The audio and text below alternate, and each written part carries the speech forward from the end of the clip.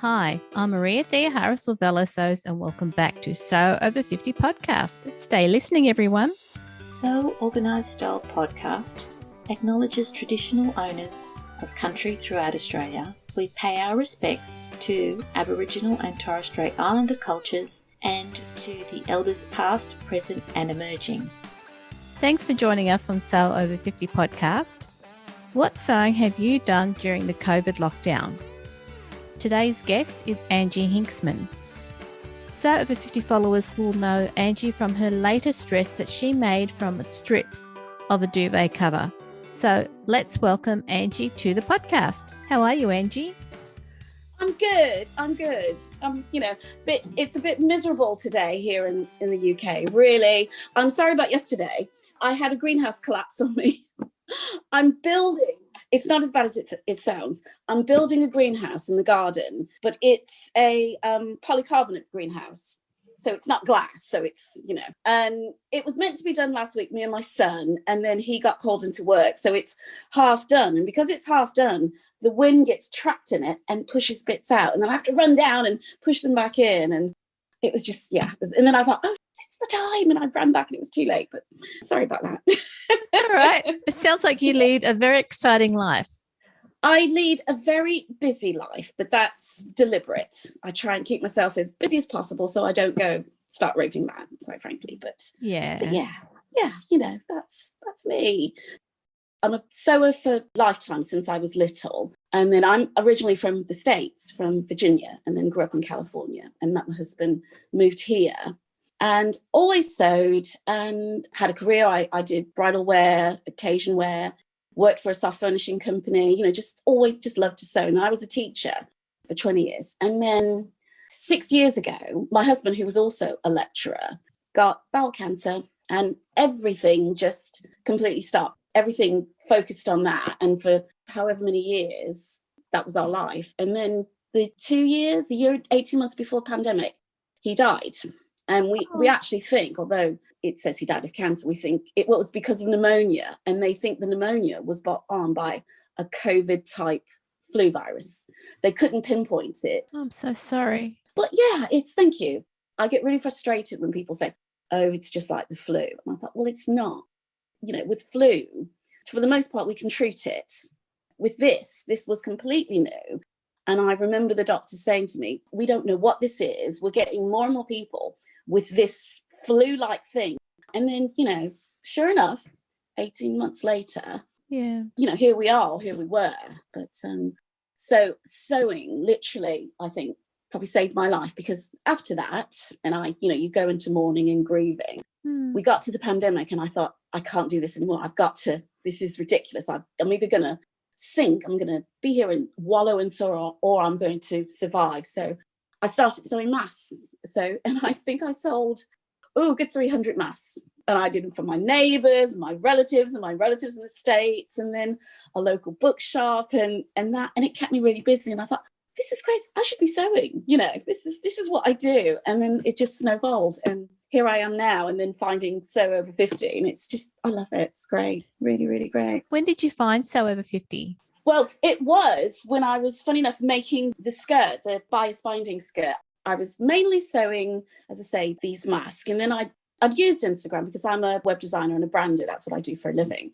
And I've got clients who use Instagram. And I'm a lurker and I love Pinterest. And I thought, I'll get great sewing ideas. And I discovered various people who were really into Instagram and they were showing these great things and lots of before and afters. And So Over 50 kept coming up. And I thought, this is great, And then I thought, and I can't remember what was the first thing I tagged in that. Maybe it may even be this dress I'm wearing now. And it was one of my duvet cover dresses, and this is. Yeah, you were doing the test version. Yes, exactly. Because I'd done bridal wear, I knew that muslins were important. And I never really sewn a lot, really fitted things for myself. So I thought, I'm going to have to do muslins because otherwise, who knows what you're going to do. And then I started looking at people like Kay Makes Things, who was like the queen of muslins and making things. And the fact that she took that time to get it right. And I thought, I'm going to do this. So I started researching, measuring yourself and trying to sew for yourself, and just really got into it, and that was that. It's such a lovely community, isn't it? Just really friendly, very encouraging. You get your confidence. Like I think most people our age, and certainly most sewers, I don't know anybody else who sews. It's ridiculous, and I live in this small town and I am the only person in my neighbourhood who sews, which is handy when the kids are little and they need costumes and whatever, but it's also a pain because everybody says, oh, go to Angie, she'll run you up something quickly, that sort of, and you're like, yeah, okay. But it's so frustrating because you want to show off what you've made. You made this thing and you want to go, look what I did. And everyone's like, oh, okay, whatever. But you say that to other sewists and they're like, oh, wow, well done. I know how much work that took. Do you know what I mean? Exactly. And they appreciate the work that went in. And I think that's definitely what drew me to the community. Absolutely love it, and people like Raquel, Oh, yeah. And Kiss and Tuss. And there's so many people, and I thought these are kindred spirits. It's crazy. They're all over the world, but it's great. I love it.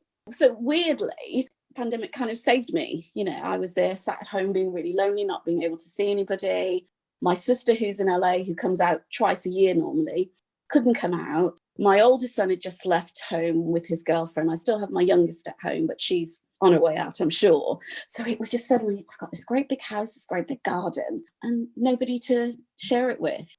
And then sewing meant I could sew things for other people and, for my niece's children, my next door neighbours' grandchildren, and that just kind of got me back into, talking to people really. And also, I think talking about grief and loneliness, because you don't talk about these things, you kind of just sit and you're lonely. But I think, people moan about the internet, but actually it gives you that another level of communication that you just wouldn't have had, particularly if you're on your own. Were you able to discuss grief with people online through the sewing community? Sometimes. I had a bad experience right at the beginning. I used to, I design digital planners for the iPad. So they're like a Filofax, but it's for the iPad. And it's a really successful business and they sell themselves on Etsy pretty much, And somebody who I'd worked with years ago designing digital scrapbooks for the American market approached me and said, oh, let's do this together. And I thought, okay. And she was very big in the community. She's got, 20,000, 30,000 followers. And she was a businesswoman. I thought, okay. And she was ruthless and her life was her business. And this is pre-pandemic. She just wasn't interested in a social life. She just wanted to make money to get rich and whatever. I told her on the onset, look, I've got this husband who's ill and this for me is a part-time thing and it always will be. And she just became really demanding and just wouldn't have it. She says, I'm sorry, but this business is business. And it was and literally, I'd say 6 months before Paul died, I just thought, I don't need this. This is toxic, Yeah. And I said, good luck to you and your business. You go and do what you've got to do, but I'm going to. And she was shocked. She says, but we're going to make all this money. I says, well, it's just money, off you go. And she carried on and she's been reasonably successful, not as successful as she thought she would be, interesting enough. And I think that's because the social aspect of any business is really important, particularly if you've got customers. You've got to relate to them and empathize with them. And I don't think she has that. Whereas me, I'm a people person. I love people. I love talking. And I think it's helped my business, and I understand about customer service. And when customers complain about something, you've got to find out why so it doesn't happen again. You've got to make sure they're happy, and that's put me in good stead. I take criticism as a positive. Right, how can I make this never happen again? Even if I think they're wrong, it's what they think. And you don't want them to feel that way. You don't want them to feel bad. So I'm constantly saying, how can I make this? And that was such an awful experience. It kind of put me off social media. I just thought, and the whole connecting with people that were miles away. And so I strayed away from that. I did branding for local companies, but I always let somebody else do the social media. Even though I knew what I was doing, I just thought, I won't. And then this has been the total opposite of that. Being involved in Instagram and social media has just been so relaxed. I don't know about you, but it just feels like they're people I've known for years. Which is just such a lovely thing to say. These people you've never met. And it's only been a few months for me, but I just feel like, oh, wow, it's my mate Raquel, Well, that's how it feels like, doesn't it? Yeah, it really does. It's so funny. You chat and you have a joke with somebody, or if I go really wrong and do something stupid, and people will laugh and think, oh, yes, I've done that. Oh, isn't it ridiculous?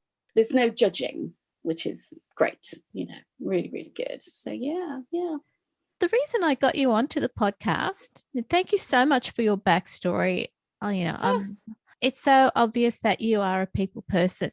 However, the duvet bias dress, tell us that story. As well as a serial crafter, I'm a bookaholic, and I have shelves and shelves of craft books. And I remember buying the party dress book, Yes, which is where this idea came from, on holiday one year, and thinking, oh, this is great. And saying to my husband, oh, when I've got some time, I'm going to make this. And he said, oh, that looks like a lot of work. I said, oh, no, it'll be fine. And I've had this book on my bookshelf for, at least a decade. And funny enough, after I started making masks for COVID, I thought, oh, I need to do something for me. I need to do something that's a long project that's going to keep me busy and stop me thinking about all these horrible things. So I thought, oh, that. And it was the bias dress. And I thought, I've got this duvet cover that I bought from, I think it was H&M, which was mustard pure cotton. I thought it was a double-sided duvet, so it was the same on both sides. Right. And it was king size. I thought, that's a lot of fabric. That's over 8 meters of fabric. I can do all sorts. I can play with it. And if it goes wrong, it doesn't matter because it's loads. So I thought, I'll make this dress. And immediately went wrong. So I thought, I know how to do continuous bias. It's an easy thing to do. You cut off a triangle, you sew it back, and you do it on the strips. But what I should have done was cut small rectangles and then manageable. But I thought, no, I'm going to do this really quick. I'm going to just take half of a king size side of a duvet and just do that. And of course, at that point, I didn't have a sewing table. So luckily, I have a large lounge. I was drawing these lines on the floor. It took weeks. You'd think just drawing lines would be really quick. And it was just absolutely, what have I done? So it took me, I'd say, a couple of weeks just to draw the lines and then cut the strips. It was just miles and miles and miles. And then I put it in a bag and stuck it in the corner of the room and thought, oh yeah, I'll do that one day. Sure, I will. And then I had the other side of the duvet. I thought, oh, I'll just make a normal dress with that. And I had a beautiful vintage 1950s pattern. So I made this dress, and that went on Instagram, and that was lovely. And I made the toil for it, and I thought it was fiddly, but it worked. And then I thought, okay, now's the time. Things were getting really bad with COVID. It was starting to get really stressful. And I thought, I need something that I need to concentrate on for a long time. I can't think about anything else. And this was great. So I had another duvet, which was pure linen in the same mustard. And I thought that will make a great base for this dress because it'll have some structure. Yeah. So I did that, cut it out, and I started sewing around these circles. I had the circle pattern from the book. Yeah. So it was just the skirt. So I cut the circle out, and then you don't need to draw any lines. They say you just go, it's almost free flow. You start at the top. So you've got maybe 30 inches, a 30-inch circle at the top, because you leave enough to sew a band on the top, a waistband. So I did the first few, and I thought, actually, this is a really nice flowing kind of movement. You put the radio on, and you have to look at what you're doing. You can't really think of anything else. You're driving this machine. For a week, I just went round and round and round in circles. And what was great was it didn't have to be perfect, because the base dress was mustard as well. Mm-hmm. If it showed through, it was fine. And I used cream stitching for the stitching so you did both long edges of the bias, and it was as long stitch as you could cope with without it puckering. And it didn't matter. There was no pinning, and you got to the end. I did slightly over the bottom of the skirt. And because it's cut on the bias, you don't have to hem it, because it doesn't fray. It's just what it is. Yeah. And it was just beautiful. And what I loved about it was when the fabric's in its original state, it's just straight stripes of the pattern, of this abstract pattern. But of course, when you cut it on the diagonal, it just turns into a whole different thing. And then you've also got the circle movement. It just became a new fabric. I just love this skirt so much. And then I made a long sash, because I tend to make long sashes for whatever I do. Yeah. It hides the fact that the dress isn't quite fitted. It's just, it looks fitted, but it's not really. And I can move, And if I gain or lose weight, it doesn't really matter. Nobody will know. You're being real about it. Yeah, exactly. The top of the dress has got this, when I put the sash on, this really wide 4-inch band that I scrunched together. And it's slimming, of course. That's the other thing, because it's got this wider band. But then also because it's this very structured circle, it's got all this movement, it's just really, it almost stands on its own. And every time I wear it, somebody goes, where did you get that? Because it's so unusual. I just love it. And the only thing I haven't done with it is actually sew a button on it and put a buttonhole at the top. It's pinned together with a safety pin. So I will get around to it one day. But then again, it's covered with a sash anyway, so it doesn't matter. I'm working on the next one now. And what's the next one? Tell us about it. It's another bias dress, but this time it's a dress rather than a skirt. And it's actually the dress on the cover of the book. And what's different about this one is she's put in strips of a coordinating or a contrast fabric. So as you're going around the circle, just randomly, you just add another colour. And then also the colour underneath is a dark colour, so it peeks through. Because you're not straight, as I said, the bottom colour gives you this pop every now and again. So I've got this Sanderson furnishing fabric, which used to be my curtains, which I have, I'd say 14 metres of, like you do. And I've been thinking of what to make with all this fabric. I thought, I'll make this dress. So I'm using that. And I think I'm going to use navy underneath it, because this is pinks and reds and greens, and it's all very natural and, organic and soft. But I thought if I put a very dark navy underneath it, I don't know what colour I'm going to use as the accent colour of the strips. Maybe cream, something that, again, will stand out, so that you've got mainly the Sandersons going round, but you just get these little stripes. And this time, rather than doing a skirt, I'm going to do a full dress. So I'll do a fitted bodice, but strapless. And then what you do is you make a princess seamed bodice, but you sew the bias around it without any darts, because it's flexible. So it'll flex round the princess seams because it's stretchy. And then I'll use that, what's left to make the straps. So that's the plan.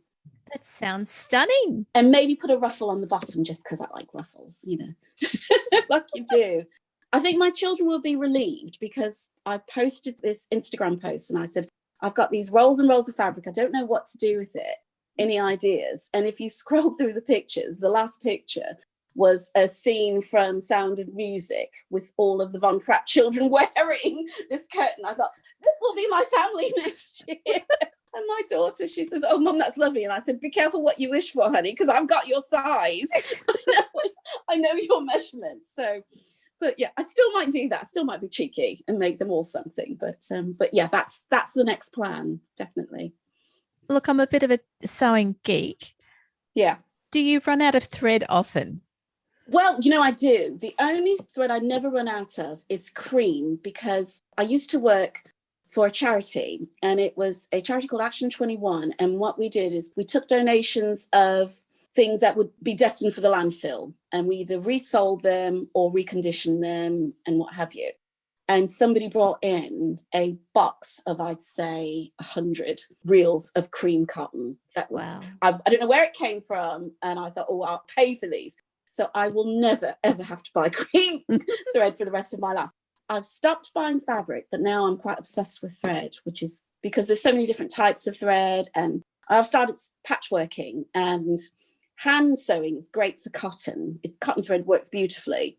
Doesn't work very well if you're sewing the machine, because it fluffs up. I don't find it as sturdy. And then I treated myself this year to an embroidery sewing machine and a Bonina. And of course, there are all these beautiful rayon threads in it, because it's that you can use, and it's just another world. So I thought, oh, good, there's something else for me to obsess over, So threads, that's my new thing, is threads. Would you believe? You've got your quilting background. You've gone and done all this work with bias and duvet and curtains. Yes. I also saw on your feed that you've been dyeing fabric with natural products. Yes, avocados, would you believe? Yes. And again, see, that's something I hadn't even thought about. I mean, I dyed fabric. In fact, one of the duvet covers I bought, it was a pink, but not a very nice pink. In fact, it was this one, actually, the one I'm wearing, this red dress. So I bought some red dye, and it just made it a beautiful dark red. And I thought, it'd be nice to have a really nice, pretty, dusky pink colour. And you can't find dusky pink dye. They're either very bright or very pale. And then I saw somewhere somebody had done some dyeing with avocado, and I thought, obviously that's going to be green or purple, and it was pink, and I just thought, this is crazy. Why is it pink? What's going on? So there were lots of different ways you could do it. You could just dye with the skins or use the seed itself. So I did both. So I collected these horrible crinkled up, sitting on top of a radiator for once. And every time somebody walked past to the garden, I'm like, Mum, what are those? They're disgusting, you know. And once I had, I think it was 6 of them, I put them in my big stock pot and I dyed this fabric. And it was a dress, actually. It was a linen dress that I never worn, bought it from a charity shop, didn't fit, needed redoing. So I thought, well, it doesn't matter if it goes wrong. It's, you know, it'll be fine. And I dyed it twice. I dyed it in a hot dye with it's just water and the avocados, and dyed it first. And then the next day, put it back in the dye bath, cold, and left it for 3 days. And the colour was just fantastic. Absolutely. I found a local friend, who she does a lot of dyeing. So we're going to experiment with things, and we're growing things in the garden in the hopes that we can use them to dye. So that'll be interesting.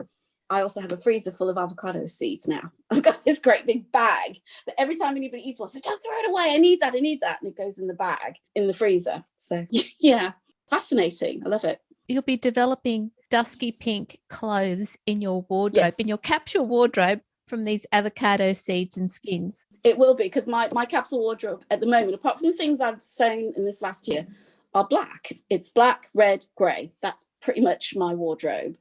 What's nice is now because I'm discovering all these lovely fabrics and things, I'm introducing colour more into my wardrobe, which is great because it lifts you, you know, wearing colour. And yes, that's been a real positive, because you open my wardrobe and it's like, oh, look, there's another black dress. Oh, look, there's another black, you know, because it's so easy to wear. You know, it's easy. You haven't got to think about it.